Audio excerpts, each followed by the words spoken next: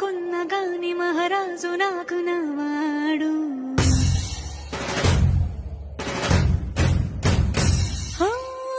మాట పెడుసైనా మనసులో వెన్న రాయిలా ఉన్నవాడిలోన దేవుడెవరికి తెలుసును నాకన్నా.